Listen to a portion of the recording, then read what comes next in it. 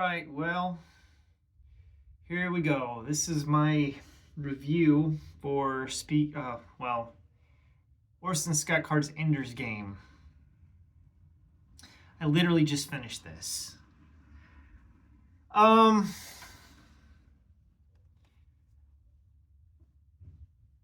don't know how to even look. I know that this is a beloved book.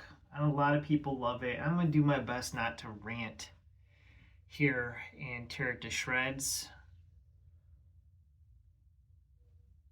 Man, how do I even talk about this? I find this book kind of disturbing, just from an ethics point of view. Okay.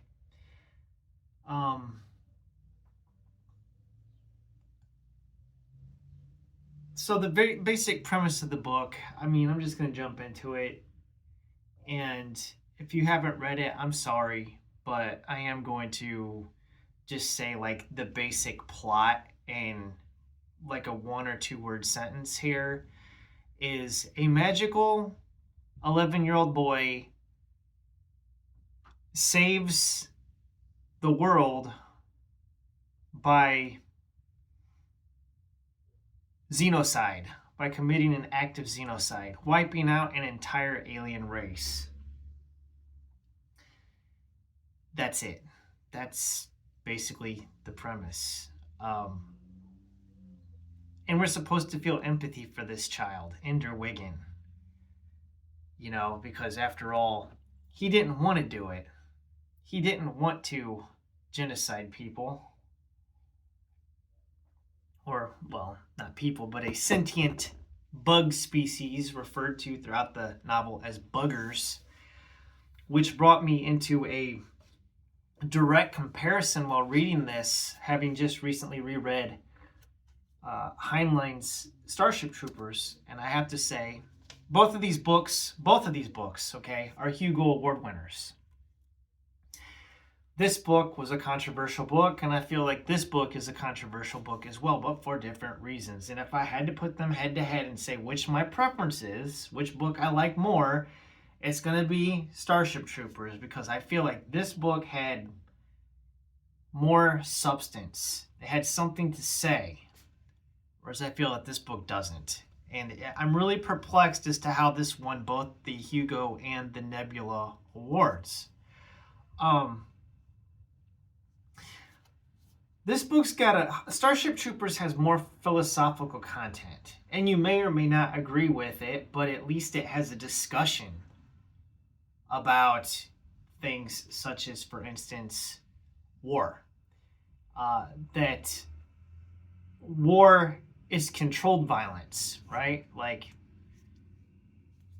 there's a talk about that. There is a talk about duty and what it means to have skin in the game, right? Ender's Game here, Ender Wiggin. We're meant to feel empathy for him. This book is emotionally manipulative in a way where it tries to make you feel empathy for the protagonist, which is a child. Okay, I think right away, because it's a child, we all feel empathy towards children. So you're all, oh, these kids, I feel bad about what's happening to these kids. But let's just say, this kid's brother, Peter, he's got a brother named Peter and his sister named Valentine. We're living in a world where there is been 2 interplanetary wars with a bug species. The first interstellar and second interstellar bug war. And that just makes you think about Starship Troopers. But, he goes to battle school. He's picked to go to battle school. And battle school is brutal. And Ender Wiggin murders a couple of students. That ends up happening. Now, it's hidden from him. This is spoilers. I'm going to spoil. There's spoilers. I'm talking about the spoilers in this book. Okay, he gets into a fight and he murders a kid named Bonso. He murders another kid named Stilson, but it's justified. It's fine because he really didn't mean to do it. That's what I'm talking about. Like this whole problems. There's just so many problems with this book, and I don't hate the book. I think I'm kind of in the class of like people that, there's people that love this book and think it's the greatest book ever, and there's people that hate it, and I'm just kind of somewhere in the middle.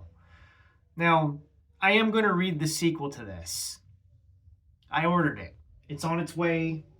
I'll probably get to it sometime next month or whatever. I guess this month. I don't know.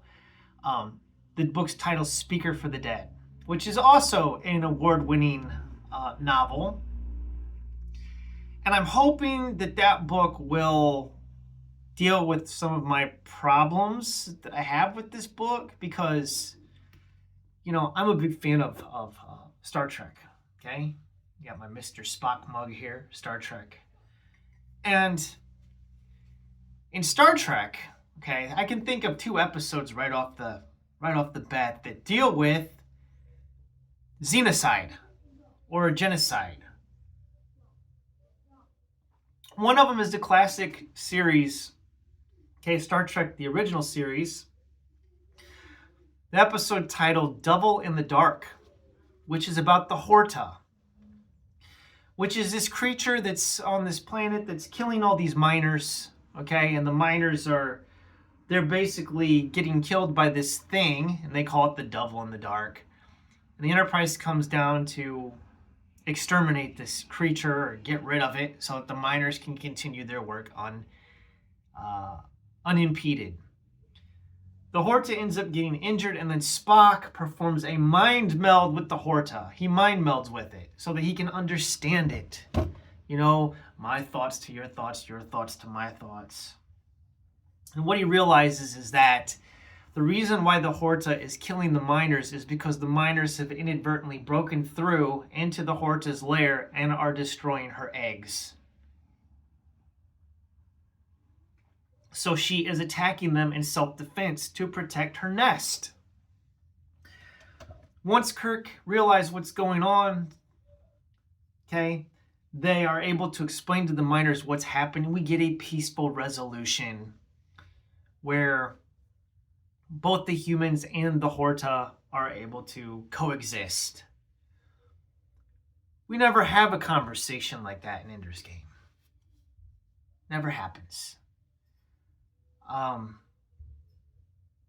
Ender Wiggin goes to this battle school where he plays video games. That's an aspect of the book that I don't like, is the training simulations. A lot of this book to me was just incredibly dull. If I was a child, I bet you if I read this book when I was 13 or 14 years old, I probably would have thought it was awesome. And I'd have nostalgic feelings for it. But reading this as an adult and thinking about what I'm reading, this book is ethically immoral. It's like an apology for genocide. It's like a justification for genocide. We have to kill them before they kill us. I don't know why the first and second bug war happened. I won't ruin the very ending. It does explain to you in chapter 15, Speaker for the Dead. So I'm not going to spoil the end of the book. The very end of the book I won't spoil for you. Because I do think that chapter 15 out of this entire book was probably the most interesting chapter, which intrigues me as to why I would want to read the follow-up book, Speaker for the Dead. Because I think on this book on its own, as a standalone, I got big problems with the ethics and the morality of this book. Even in Starship Troopers, there's an explanation. You may not agree with it, but at least we're having the conversation about the military and use of force. And the fact that Johnny Rico is, he's a teenager. I am not a fan of the child saves the world trope. I don't like it. This is the reason why I think 95% of Japanese anime is crap. Is because I don't like children saving the world. This book, man, this is like Neon Genesis Evangelion. They torture kids, They manipulate them, they mess with their heads, and they use them as an instrument of destruction. There's talk in this book at one point about Ender being a weapon. We would use a gun. And having read Shane, okay, the Western novel Shane, and the whole talk in there about a gun. It's not the gun that's bad. It's the people that use the gun. It's just a tool. Jack Schaefer's book. So I was thinking about Jack Schaefer's book, Shane, when I was reading this line of dialogue in here where they're explaining that we used you like a weapon. They're evil. Okay? They're evil. The people, Graff and Anderson, Mazer Rackham, they're immoral, unethical characters. And this book has child abuse. There's a scene in this book where this 11-year-old boy is getting beat up by an adult. I mean, literally beat up. This book is just... I understand why a kid would like it. If you are a child and, you're one of those kids that gets bullied in school like I was, that's why I think my younger self probably would have liked this. The me from when I was a kid, that before I joined the military, before I learned, what it is to be a man, before I grew up, before I stopped feeling sorry for myself all the time. Okay, this book was written by a military veteran. Heinlein was in the Navy. He was an officer in the United States Navy. I don't know Orson Scott Card. I don't know. I don't think he has military experience.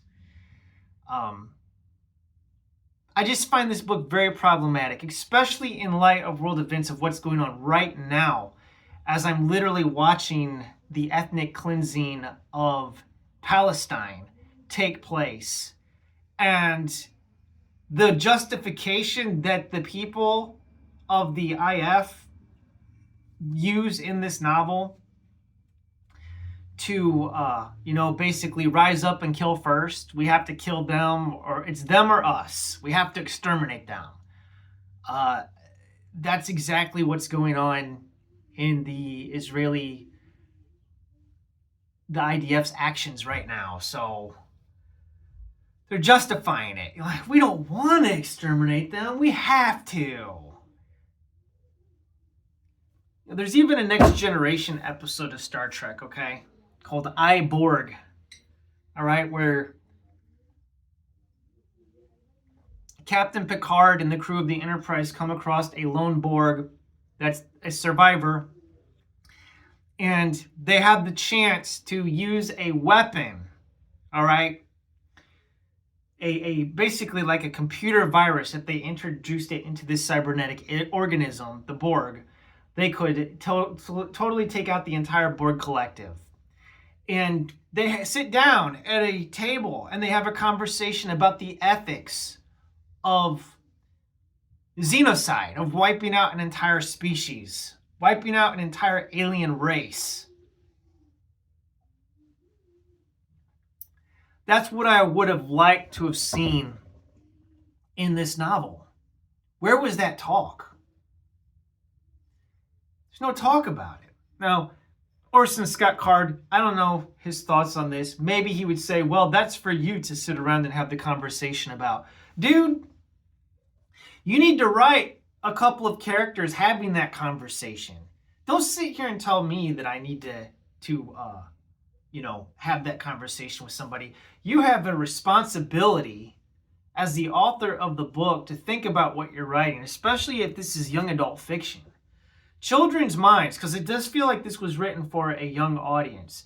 Children's minds, they're not going to function like that. Okay, they're not going to think about the ethical implications of it. They're just going to identify with Ender Wiggin and think that he is a cool hero type character.